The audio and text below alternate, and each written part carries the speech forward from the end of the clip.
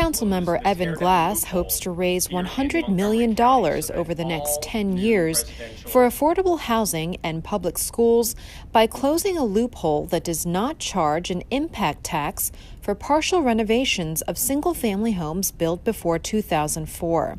The Housing Impact Fairness Act, introduced by Councilmember Glass and co-sponsored by Councilmember Will Jawando, estimates closing the loophole will generate $57 million for public school construction and $43 million for the Housing Initiative Fund over the next 10 years.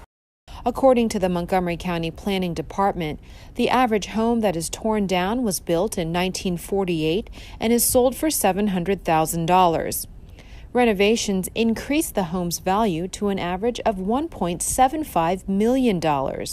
These homes currently do not pay an impact tax. The Housing Impact Fairness Act ensures that all new housing structures, specifically newly rebuilt homes, also known as teardowns, contribute to our growing infrastructure needs so that we can increase our school capacity and provide more resources for affordable housing programs here in Montgomery County.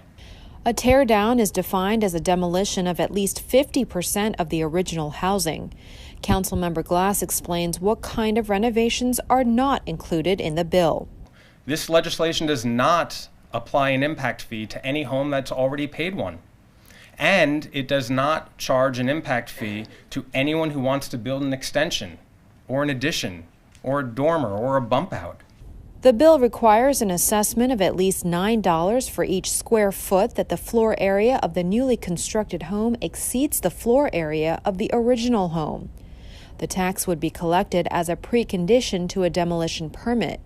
All homes built after 2004 are automatically assessed. Councilmember Jawando says the goal is to provide more affordable housing for county residents who need it most. This is about fairness. This is about making sure that all types of housing are treated fairly and that we recognize with these tens of thousands of new housing units we're going to need in the county, hundreds of thousands for the region, we have to have an all-hands-on-deck approach. We have to have innovative solutions to get there, and we have to make sure that every one of our residents is contributing to solving that problem. Allie Daniels, a teacher at Eastern Middle School in Silver Spring, says the money generated from the bill would help alleviate the growing problem of overcrowded schools. The Housing Impact Fairness Act would provide schools like Eastern the additional $5.7 million in funding that we so desperately need.